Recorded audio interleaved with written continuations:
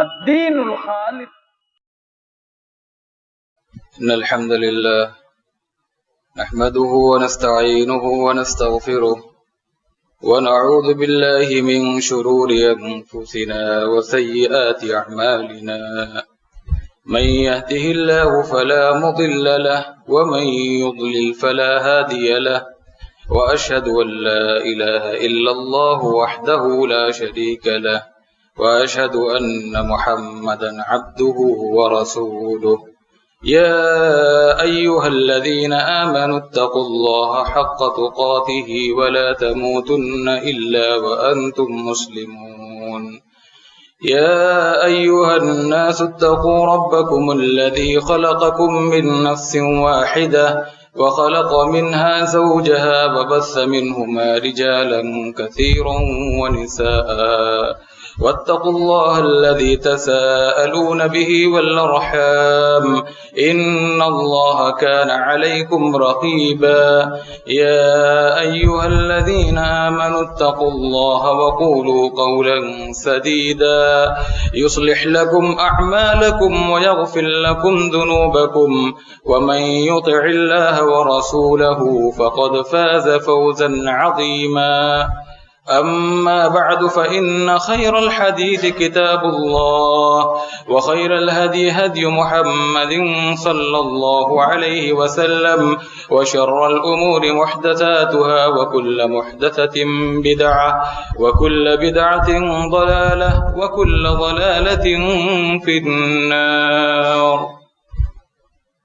أعوذ بالله من الشيطان الرجيم. بسم الله الرحمن الرحيم. يوم نقول لجهنم هل امتلأت وتقول هل من مزيد، وأزلفت الجنة للمتقين غير بعيد. هذا ما توعدون لكل أواب حفيظ. من خشي الرحمن بالغيب وجاء بقلب منيب ادخلوها بسلام ذلك يوم الخلود لهم ما يشاءون فيها ولدينا مزيد.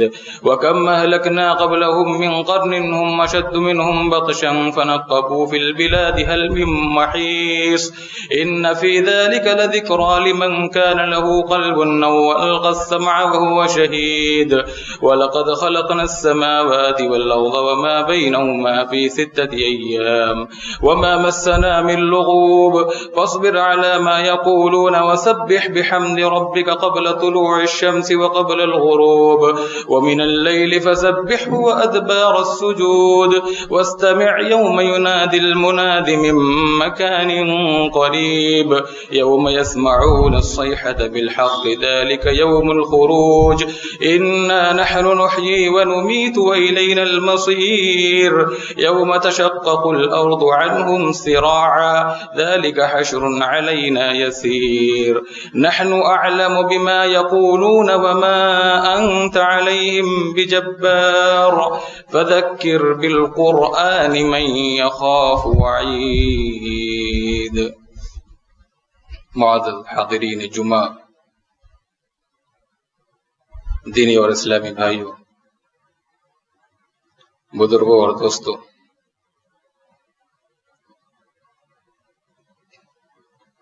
ہم اور آپ جس دنیا میں زندگی گزار رہے ہیں اور سانسیں لے رہے ہیں، بہت جلد ہم اس دنیا کو چھوڑ کر ایک دوسری زندگی کے لیے سفر کرنے والے ہیں، اور یہ ایک مسلمہ حقیقت ہے کہ انسان ہر گزرنے والے دن اور ہر گزرنے والی گھڑی کے ساتھ اپنی موت، اپنی آخرت سے قریب ہوتا جاتا ہے۔ یہی معنی مفہوم قرآن کریم میں اللہ رب العالمین نے آج سے 1450 سال پہلے اس آیت کریمہ میں بیان فرمایا، اقترب للناس حسابهم وهم فی غفلۃ معرضون۔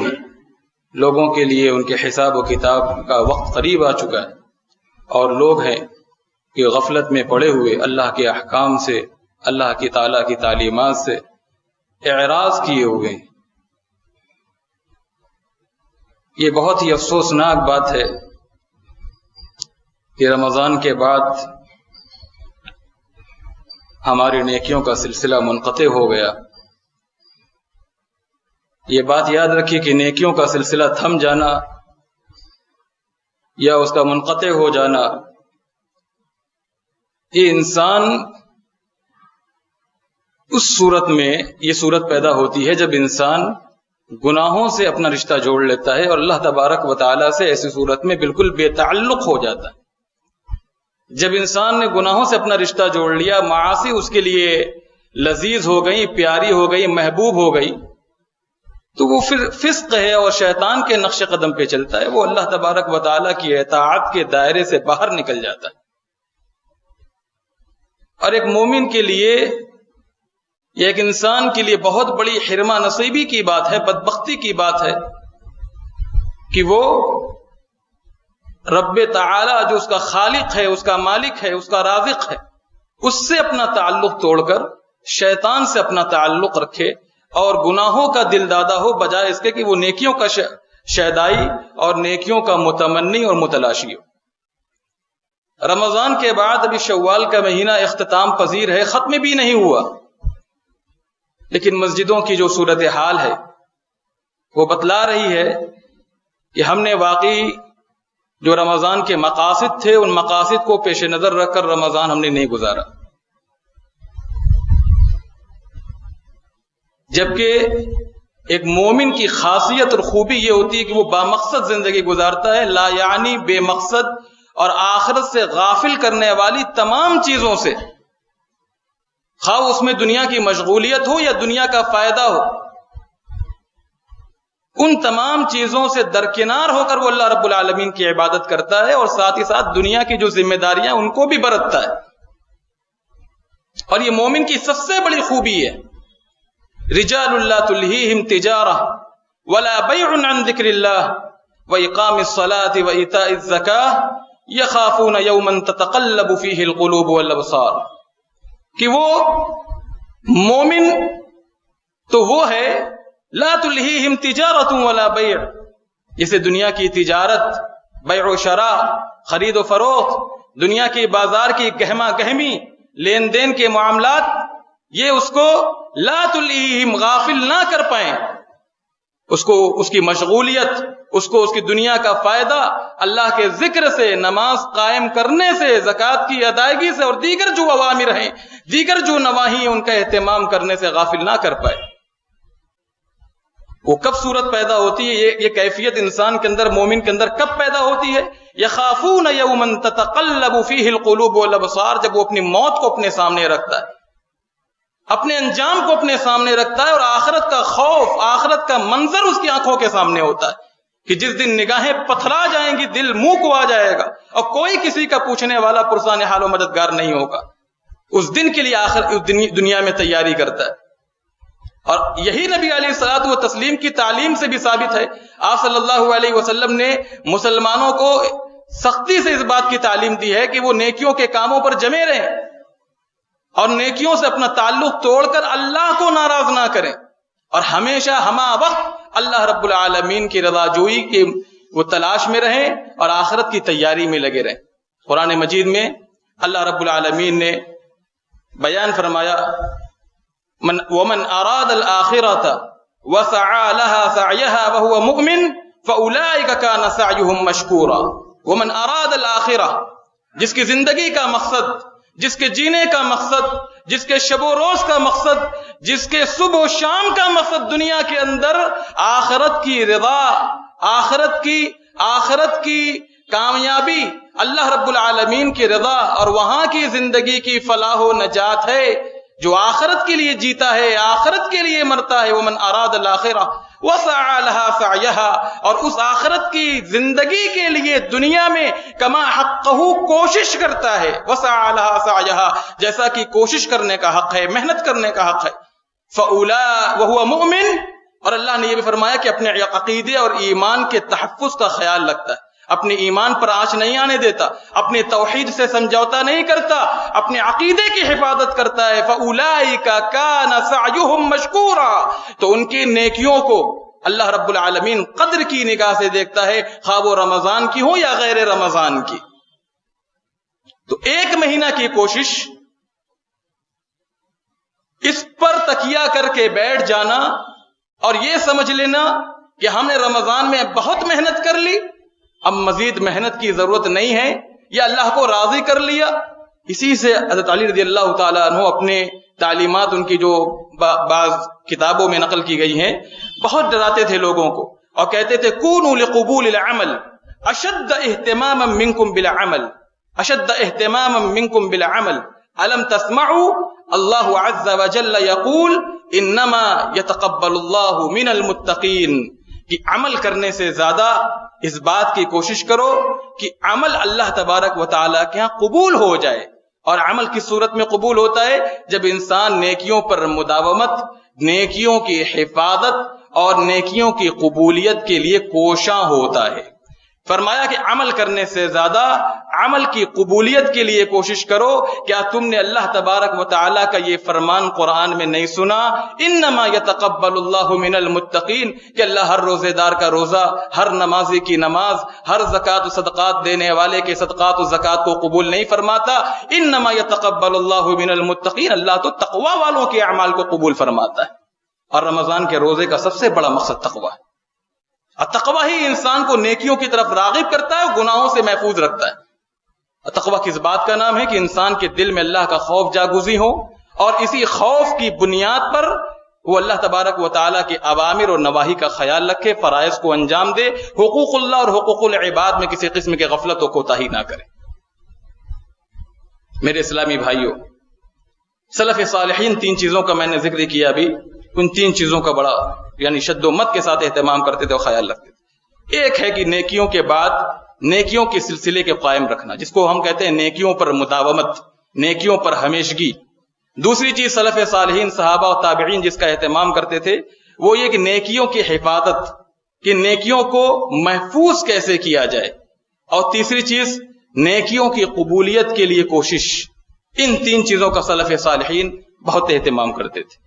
اگر ہم نیکیوں پر مداومت کر لے جاتے ہیں تو ہم باقی کی جو 2 چیزیں ہیں ہم ان پر بھی عمل کر لے جائیں گے، لیکن اگر ہم نیکیوں پر مداومت نہیں کر سکتے تو باقی کی جو آگے کی 2 چیزیں ہیں، آگے کے جو 2 مراحل ہیں، ہم ان کو کبھی بھی طے نہیں کر سکتے۔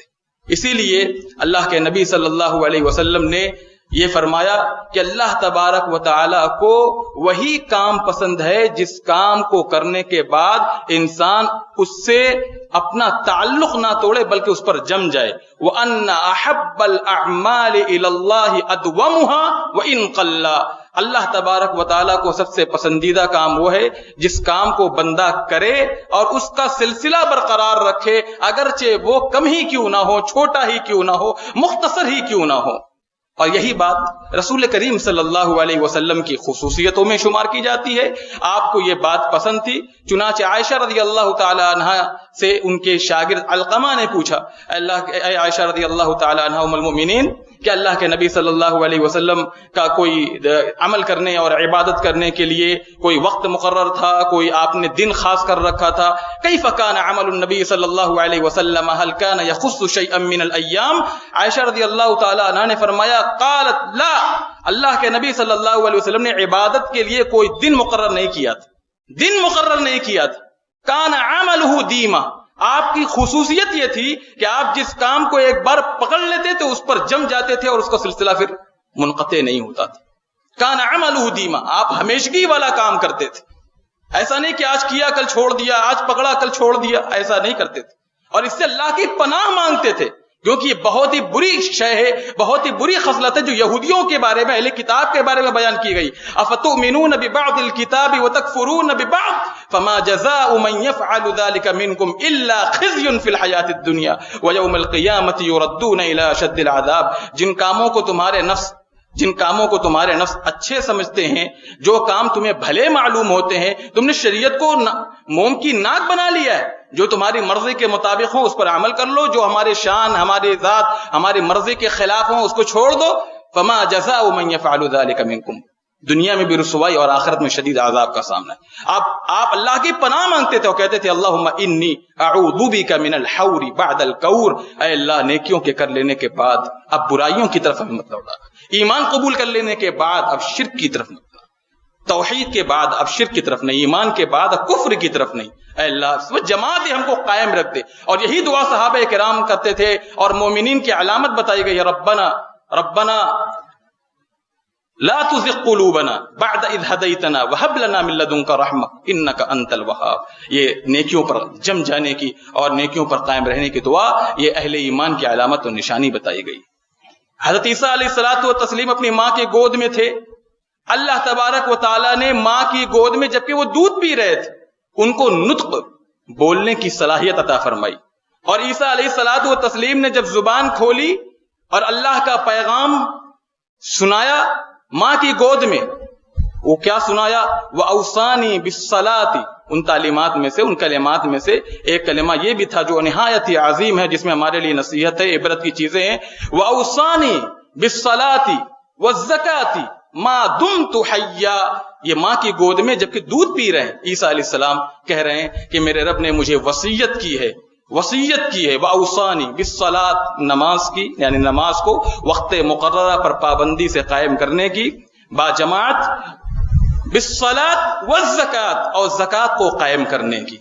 زکوٰۃ یہ بندوں کا حق ہے، نماز یہ اللہ کا حق ہے، یعنی اللہ کا حق اور بندوں کا حق دونوں کو ادا کرنے کی میرے رب نے تعلیم دی ہے کہ نہ حقوق اللہ میں کمی ہو نہ حقوق العباد میں غفلت ہو۔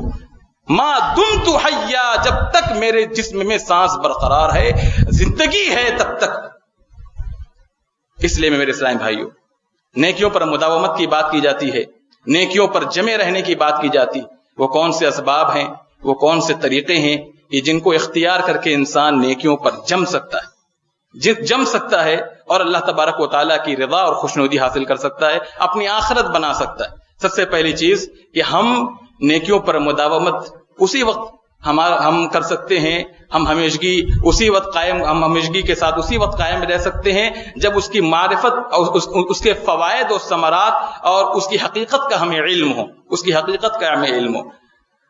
حضرت خضر علیہ الصلوۃ والتسلیم کے پاس اللہ کے حکم سے موسیٰ علیہ الصلوۃ والتسلیم پہنچے کہ جاؤ، موسیٰ علیہ السلام کو حکم ہوا کہ جاؤ حضرت خضر علیہ السلام کے پاس علم حاصل کرو۔ علم حاصل کرنا یہ اللہ کا حکم تھا کہ خضر کے پاس جاؤ۔ خضر علیہ الصلوۃ والتسلیم نے موسیٰ علیہ السلام سے ایک بات کہی، سورہ کہف کے اندر ہے وَكَيْفَ تَصْبِرُ عَلَى مَا لَمْ تُحِطْ بِهِ خُبْرًا۔ پہلے یہ بات کہہ دی قَالَ إِنَّكَ لَن تَسْتَطِيعَ مَعِيَ صَبْرًا، اے موسیٰ آپ میرے ساتھ صبر نہیں کر سکتے، میرے ساتھ زیادہ دیر قائم نہیں رہ سکتے۔ کیوں؟ وجہ بھی بیان فرما دی، وَكَيْفَ تَصْبِرُ عَلَى مَا لَمْ تُحِطْ بِهِ خُبْرًا، جس چیز کا آپ کو پورا علم نہیں ہے، جس چیز کا حقیقت کا آپ کو علم نہیں ہے، جس چیز کی آپ کو صحیح معرفت نہیں ہے، آپ کب تک میرے ساتھ قائم رہ سکتے ہیں اس بنیاد پر؟ وَكَيْفَ تَصْبِرُ، آپ کیسے صبر کر سکتے ہیں جس چیز کا آپ کو پورا علم نہیں ہے؟ اور واقعی موسیٰ علیہ الصلوۃ والتسلیم زیادہ دیر تک حضرت خضر علیہ الصلوۃ والتسلیم کے ساتھ رہ نہیں سکے۔ اس لیے نیکیوں پر مداومت کرنے کے لیے ضروری ہے کہ جو نیکیوں کے فوائد و ثمرات، جو اس کی اہمیت اور فضیلت قرآن و حدیث میں بیان کی گئی ہے، اس کو ہمیشہ سامنے رکھیں۔ عبداللہ بن عمر رضی اللہ تعالی عنہ سے اللہ کے نبی صلی اللہ علیہ وسلم نے فرمایا، عبداللہ بن عمر رضی اللہ تعالی عنہما سے، نعم الرجل عبداللہ کتنا بہترین آدمی ہے، لو کان یصلی باللیل، اگر رات کو وہ نماز پڑھنے لگے، رات کی نماز یعنی تہجد کا اہتمام کرنے لگے۔ ان کو معلوم ہوگا کہ اللہ کے نبی صلی اللہ علیہ وسلم کی نظر میں تہجد کی نماز کی بڑی فضیلت، شریعت کی نظر میں بڑی محبوب شے ہے یہ۔ تو عبداللہ ابن عمر رضی اللہ تعالیٰ عنہ پوری زندگی نماز پڑھنے لگے۔ ان کے شاگرد سالم کہتے ہیں کہ اس کے بعد جب اللہ کے نبی صلی اللہ علیہ وسلم نے ان سے یہ فرما دیا، کہتے ہیں کہ فکان عبداللہ لا ینام باللیل الا قلیلا، اس کے بعد عبداللہ ابن عمر رضی اللہ تعالیٰ عنہما رات کو بہت ہی کم برائے نام سوتے تھے، ورنہ سوتے نہیں تھے۔ اس چیز کی حقیقت اور حیثیت، اس کے فوائد، اس کی اہمیت و فضیلت کا جب علم ہو جائے تو انسان کو ایک ترغیب ملتی ہے نیکیوں پر قائم رہنے کی۔ دوسری چیز، مختصر طور پر بہت سی باتیں، رمضان سے ہم کو ایک سبق یہ ملتا ہے کہ رمضان میں ہم میں سے بیشتر افراد، ماں اور بہنوں کے بھی اور ہمارے بزرگوں اور بڑوں کے بھی، ہمارے جوانوں کو بھی یہ دستور اور طریقہ ہوتا ہے کہ وہ عام طور پر ان کا جو ایک جذبہ ہوتا ہے رمضان کے برکتوں، اس کے فوائد اور اس کے ثمرات کے پیش نظر، یہ خیر و برکت کا مہینہ ہے، اپنا ہر شیڈول، اپنا ہر کام، اپنے سونے جاگنے کا، اٹھنے بیٹھنے کا، معاملات کو انجام دینے کا، کہیں جانے کا، وہ نماز کے وقت سے طے کرتے ہیں۔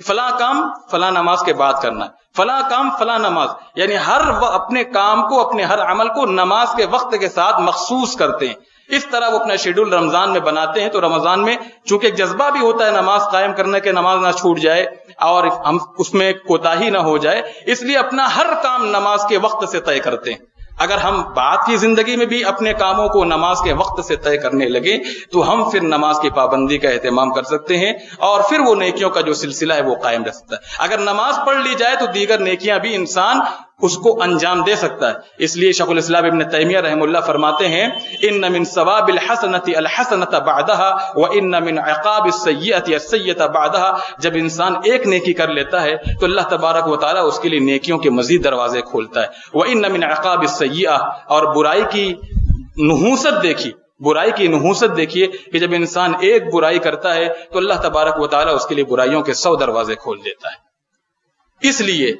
نماز کی پابندی اگر آپ اس طرح کر لیں کہ اپنے ہر کام کو نماز کے اوقات سے طے کر لیں تو پھر انسان غفلت سے بچ سکتا ہے اور اعمال پر مداومت کر سکتا ہے۔ تیسرا طریقہ یہ ہے کہ ہم جہاں تک ہو سکے عشاء کے آس پاس کھانا کھا لیں، اور اس کے بعد عشاء کے بعد لا یعنی اور فضول و بے مقصد کاموں سے اپنے آپ کو بچا کر ہم سو جائیں، نیند میں چلے جائیں، تب انسان تہجد کے وقت میں بیدار ہو جائے گا۔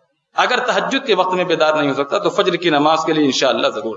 اسی لیے اللہ کے نبی صلی اللہ علیہ وسلم کی بابت آتا ہے حدیث میں، تو ترمذی اور صحیحین وغیرہ میں ہے، کان النبی صلی اللہ علیہ وسلم لا یکرہ النوم قبل العشاء والحدیث بعدها، اللہ کے نبی صلی اللہ علیہ وسلم عشاء سے پہلے سونے کو اور عشاء کے بعد لا یعنی کاموں میں وقت گزارنے کو ناپسند کرتے تھے۔ ہمارا معمول کیا ہے کہ ہم اپنے دوستوں کی محفلوں میں، بیٹھکوں میں، مجلسوں میں، اپنے گھروں کے اندر موبائل، واٹس ایپ اور فیس بک پہ اس طرح ہم اپنا وقت رات گئے گزارتے رہتے ہیں، کوئی وقت کی قیمت نہیں ہوتی۔ اور مومن کی خاصیت اللہ کے نبی صلی اللہ علیہ وسلم نے بیان فرمائی ہے، من حسن اسلام المرء ترکہ ما لا یعنی، مسلمان کے بہترین ہونے کا تقاضا یہ ہے، علامت یہ ہے، نشانی یہ ہے کہ وہ اپنے آپ کو، اپنی زندگی کو، اپنے دامن کو لا یعنی بے مقصد کاموں سے بچائے، جس کا کوئی آخرت میں فائدہ نہ ہو، جس کا دینی اعتبار سے کوئی فائدہ نہ ہو، جس کا جسمانی اعتبار سے کوئی فائدہ نہ ہو، روحانی اعتبار سے۔ اسلام سیر و تفریح، کھیل کود اور ہنسی اور مسکراہٹ کے خلاف نہیں ہے، جائز حدود میں رہتے ہوئے سب کچھ کرنا چاہیے، لیکن یہ اپنے اوقات کی قدر و قیمت کو بھی سمجھنا چاہیے۔ اسی لیے اللہ کے نبی صلی اللہ علیہ وسلم نے عشاء کے بعد سو جانے کو پسند فرمایا ہے، اور عشاء کے بعد لا یعنی کاموں کو آپ نے سخت ناگوار سمجھا ہے۔ اللہ تبارک و تعالیٰ سے دعا کرنی چاہیے کہ الہ العالمین تو ہم تمام مسلمانوں کو نیکیوں کے کاموں پر قائم و دائم رہنے کی توفیق عطا فرما۔